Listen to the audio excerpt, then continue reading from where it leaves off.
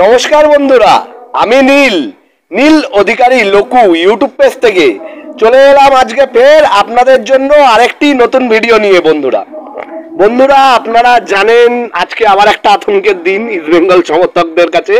তার কারণ আজকে ফের ইস্টবেঙ্গলের ম্যাচ। হ্যাঁ বন্ধুরা, আজকে ফের ইস্টবেঙ্গলের ম্যাচ এবং ঘরের মাঠেই খেলা, সল্টলেক যুবভারতী স্টেডিয়ামে সন্ধ্যে 7:30 থেকে ইস্টবেঙ্গল ভার্সেস কেরল ব্লাস্টার।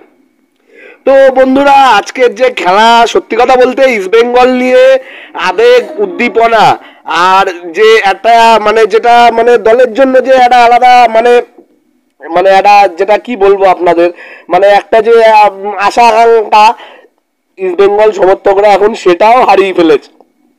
কারণ বন্ধুরা সবাই জানি আমরা খেলা হলেই আমরা হারবো, বা যদি খেলা নাও হারি ধরুন ভালো খেলছি, হারছি না, তাহলেও কি হবে, রেফারি বিভিন্ন রকম ভাবে সিচুয়েশন বা বিভিন্ন রকম ভাবে পরিস্থিতি ক্রিয়েট করে যেরম তেরম ভাবে হোক ইস্টবেঙ্গলকে ম্যাচটা হারিয়ে দেবে। সেই জন্য অন্যান্য মরশুমে জানুয়ারি মাসে ইস্টবেঙ্গল দলের হয়ে যেরকম একটা ক্রেজ, গত বছর কিন্তু এরকম সময় আমরা আইএসএল এর প্লে অফের লড়াইতে ছিলাম। গত বছরও আমরা এরকম সময় নিচেই ছিলাম, কিন্তু তাও বন্ধুরা একটা লড়াই ছিল যে আমরা প্লে অফ খেললেও খেলতে পারি। হ্যাঁ বন্ধুরা, কিন্তু এই বছর আমাদের সেরকম কোনো কন্ডিশনই নেই। হ্যাঁ, যার কারণে কি বলবো বন্ধুরা, খেলা নিয়ে অনেকের আবেগ নেই। যে সমস্ত লয়াল ডাইহার্ড ফ্যান যারা প্রত্যেকটা ম্যাচ দেখতে যায় বা খেলা দেখার জন্য বলে যে লোকুদার টিকিট আছে বা তারাও আজকে কিছু বলছে না বা কল করেনি, বা খেলা দেখা নিয়ে যে নিজের একটা আলাদা ইন্টারেস্ট দেখানো সেটাও পর্যন্ত দেখায়নি বন্ধুরা। তো যাই হোক বন্ধুরা, এটা তো আমাদের দল যেহেতু নিচে আছে, তার সাথে প্লেয়াররা সেরকম প্লেয়ারদের মধ্যে এখনো কোনো কেমিস্ট্রি নেই। একটা প্লেয়ার অপর প্লেয়ারকে বল বাড়াতে চায় না, ভাবে বল বাড়ালে ও গোল করে দেবে, ও ক্রেডিট পেয়ে যাবে, ওর নাম হবে, এরকম ব্যাপার যেটা অন্য বিশ্বের বলবো না, আইএসএল লেভেলের অন্য কোনো ক্লাবে এরকম ম্যাটার নেই। অনলি এই যেটা আমি বললাম যে বল বাড়ানো, এই ম্যাটারটা, এই প্রবলেমটা একমাত্র রয়েছে আমাদের ইস্টবেঙ্গল ক্লাবে।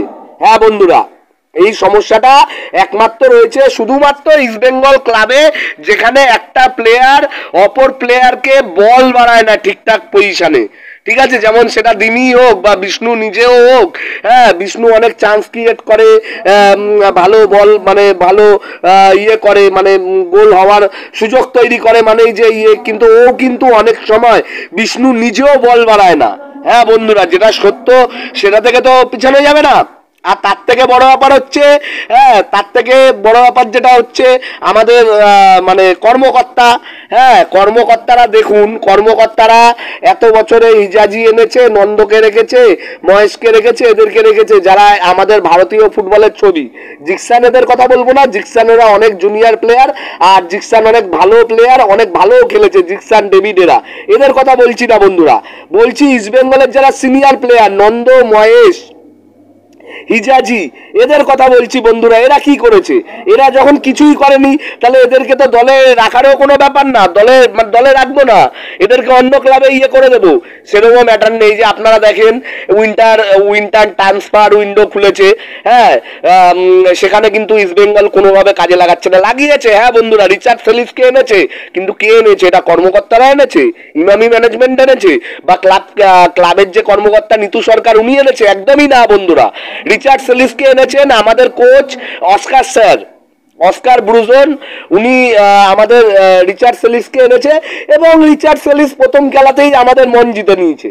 প্রথম খেলাতে যাই না আজকে কি করবে বা পরবর্তী মরশুমগুলোতে কি করবে, কিন্তু ও প্রথম খেলাতে মন জিতেছে।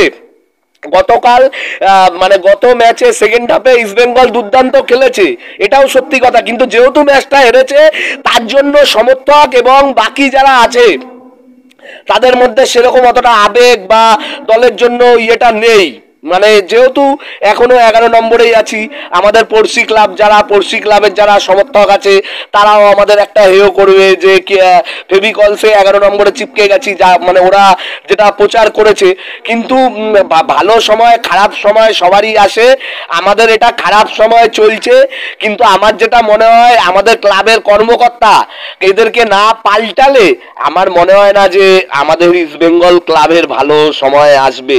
কারণ এরা ক্লাবে থেকে কাটমানি আর ক্লাব থেকে কিভাবে ইনকাম করবে বা কি করে নিজের আর্থিকভাবে রোজগার করবে সেই হিসাবটাই এরা শুধু দেখে।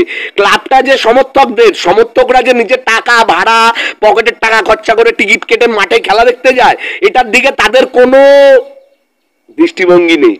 ঠিক আছে বন্ধুরা, কোনো দৃষ্টিভঙ্গি নেই। যাক, খেলার বাইরে মানে খেলা রিলেটেডই এগুলো কথা বললাম। এবার আসা যাক আজকে ম্যাচের প্রসঙ্গে।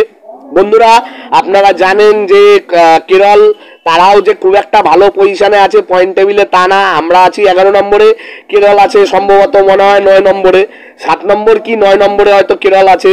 হ্যাঁ, তো কেরল যে আজকের ম্যাচটা ছেড়ে কথা বলবে এরকম কিন্তু একদম ভাববেন না। কেরল চাইবে জিততে, আর কেরল যদি জেতে কেরলের জন্য কিন্তু প্লে অফের দরজা এখনো কেরলের জন্য খোলা আছে, যেটা ইস্ট বেঙ্গলের জন্য এই মুহূর্তে আর দরজা খোলা নেই। তো আমি তো এটা কোনোদিনই বলবো না যে ইস্ট বেঙ্গল হারুক, খেলে কেরলকে প্লে অফে তুলে দিক, এটা কোনোদিনই কোনো ইস্ট বেঙ্গল সমর্থকই বলবে না। সবাই চাইবে খেলাটা জিততে, আমিও চাইবো যাতে আজকে খেলাটা জেতে। রিচার্ড সেলিস থাকবে মাঠে, তারপরে আজকে সৌভিকদার কাট সমস্যা নেই, আর সৌভিকদাকে তো রেফারি রেডি থাকে, মানে কি একটা পটকমি হবে, সৌভিককে কাট দেখিয়ে মাঠের বাইরে করে দেবে। হ্যাঁ, লাল কার্ড হোক বা হলুদ কার্ড হোক, তো সৌভিকদার আজকে কাট সমস্যা নেই, সৌভিকদা আজকে মাঠে থাকবে, রিচার্ড সেলিস থাকবে। এর সাথে দিমি গড, যারা গ্রিক গড, মিথ্যা কথা বলবো না, আমিও তাকে গ্রিক গড বলেই সম্বোধন করেছিলাম। কিন্তু উনি আমাদের এত বড় গড যে এই গড খালি স্টাইল করে, চুল ব্রেল ক্লেম দিয়ে চুল ইয়ে করে আর খালি এরকম করে। যাই হোক, দিমির দিয়ে আমার মোটেও আশা নেই যে ও গোল করবে।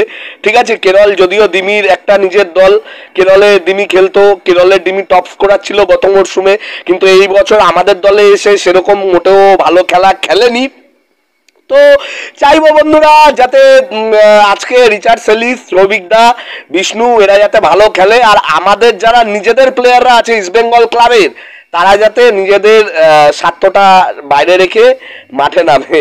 আর কে গোল করে দিলে, বল বাড়িয়ে দিলে গোল হয়ে যাবে, গোল করে দিলেও ক্রেডিট পেয়ে যাবে, এই জিনিসটা মাথা থেকে বের করে যাতে মাঠে নামে। আর খেলা নিয়ে তো সেরকম কিছু বলার নেই, আমরা 11 নম্বরে আছি, খুব নিচে 13 নম্বরে নামবো, এর দিয়ে নিচে নামারও নেই। আর আমাদের এখন উচিত আইএসএলটাকে প্র্যাকটিস হিসাবে দেখা, প্রত্যেকটা প্লেয়ারকে অস্কার স্যার আপনি যথেষ্ট ভালো করছেন, এবং আপনি আপনার কাছে রিকোয়েস্ট থাকবে যে এএফসি কাপে মার্চ মাসে আমাদের খেলা আছে, যদি সেই এএফসি কাপে আমরা ভালো করি তাহলে আমাদের এখন যে না ভালো করার যে ব্যর্থতা এটা কিন্তু তখন ভুলে যাবে। তো বেশি ভিডিও লং করবো না, এই বলতে বলতেই 8 মিনিট হয়ে গেছে।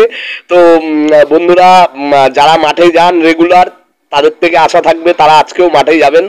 আজকে প্রথম জয়, আমরা জিতলেও জিততে পারি, বছরের প্রথম জয় এখনো আমরা জিতিনি, তো সেটার তো আশা আমার থাকবেই যে আজকের খেলা জিতবো এবং খেলাটা জিতেই মাঠ ছাড়বো, এবং রিচার্ড সেলিসের জন্যই মাঠে যাব, রিচার্ড সেলিসের জন্য আপনারাও মাঠে আসুন।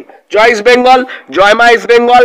আপনারা যারা এখনো নীল অধিকারী লঘু ইউটিউব পেজটা সাবস্ক্রাইব করেননি তারা অবশ্যই সাবস্ক্রাইব করে দেবেন, আর হ্যাঁ অবশ্যই বেলটা টিপে দেবেন যাতে আমার ভিডিও হলে আপনারা পেয়ে যান। জয় ইস্ট বেঙ্গল বন্ধুরা।